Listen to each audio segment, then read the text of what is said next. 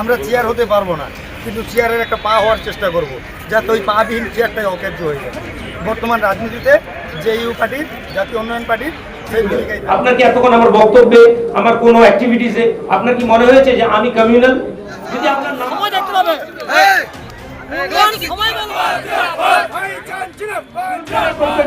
যে দলটা আমাদের সুযোগ দিবে ওই দল সঙ্গে যাব। আমি কোনো দলের নাম। অনুব্রত মণ্ডল বলেছিলেন আজ থেকে 10 বছর আগে রাস্তার মোড়ে মোড়ে উন্নয়ন দাঁড়িয়ে আছে। এমন উন্নয়ন হলো বীরভূম থেকে কালীঘাট চলে এসছে, সেই উন্নয়ন জানে না। কটা আসনে আপনাদের দল লড়বে বলে? আপাতত প্রেস ক্লাবের ভাইজানের ঘোষণা অনুযায়ী 15টি আসনে আমরা লড়ার আশঙ্কা রেখেছি। আগামীতে বাড়লেও বাড়তে পারে, কমলেও কমতে পারে, ভাইজান সেটা সিদ্ধান্ত নেবে। কি মনে হচ্ছে আপনারা কি ফল করতে পারবেন?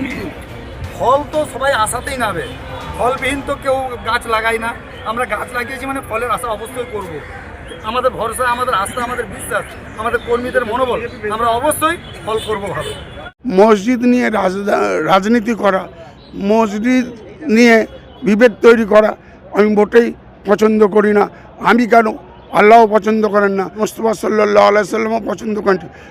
দেখুন, এটা ব্যক্তিগত ব্যাপার, তার সেটা ওখানকার মানুষই বলতে পারবে, ওখানকার মানুষই দেখুক। যদি আমাদের ব্যবহারটা মানবতার ব্যবহার হয়, সত্যের ব্যবহার হয়, সম্প্রীতির ব্যবহার হয়, সৌভ্রাতৃত্বের ব্যবহার হয়, ঐক্যের ব্যবহার হয়, দেশ গড়ার ব্যবহার হয়, হ্যাঁ নিশ্চয়ই হবে।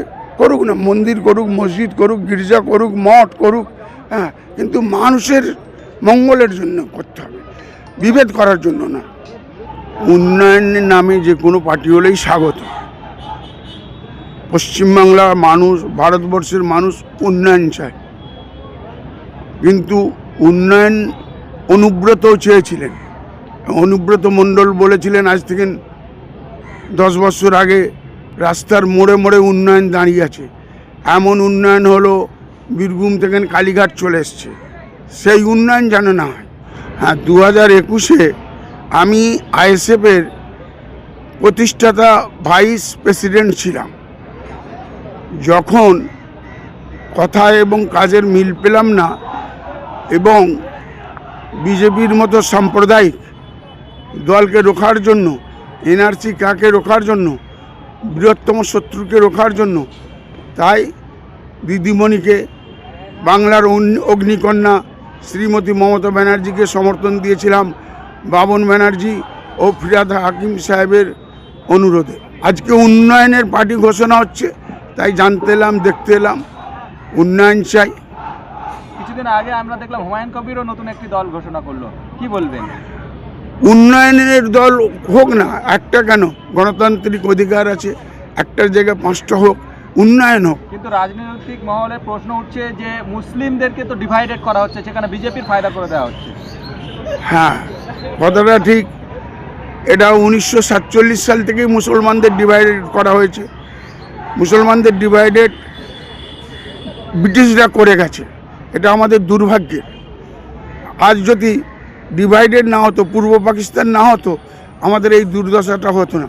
তথাকথিত আরএসএস, তথাকথিত বজরং দল, তথাকথিত সাম্প্রদায়িক শক্তিগুলো আজ ভারতবর্ষের ঐক্যকে বিনষ্ট করছে। আপনার কি এতক্ষণ আমার বক্তব্যে, আমার কোনো অ্যাক্টিভিটিসে আপনার কি মনে হয়েছে যে আমি কমিউনাল? যদি আপনার নাম হলো তাহলে আপনি কেন প্রশ্ন করছেন? আপনি কি এই প্রশ্ন রাজীব ব্যানার্জিকে করতে পারেন? আপনি কি এই প্রশ্ন কুণাল ঘোষকে করতে পারেন? আপনি কি এই প্রশ্ন ইভেন বিজেপির কোনো লিডারকে আপনারা করেন যে ভাই আপনি কতটা সেকুলার? বাট সেকুলার যখন সামনেওয়ালা লোক কোনো একটা দেশের সংবিধানকে মাথায় রেখে তার নিজস্ব আইডেন্টিটিকে নিয়ে আসে, তখন তাকে প্রশ্ন করা হয় ভাই সেকুলার। কিন্তু এটা কোনো পাঞ্জাবিকে জিজ্ঞেস করা হয় না, এটা কোনো জৈনকে জিজ্ঞেস করা হয় না। বাট যদি সামনে টুপি থাকে তখন প্রশ্ন করা হয় কতটা সেকুলার। প্লিজ, আমরা আমাদের কাজের দ্বারা প্রমাণ করবো। আপনার এই উত্তর পাওয়ার জন্য একটু সময় দিতে হবে।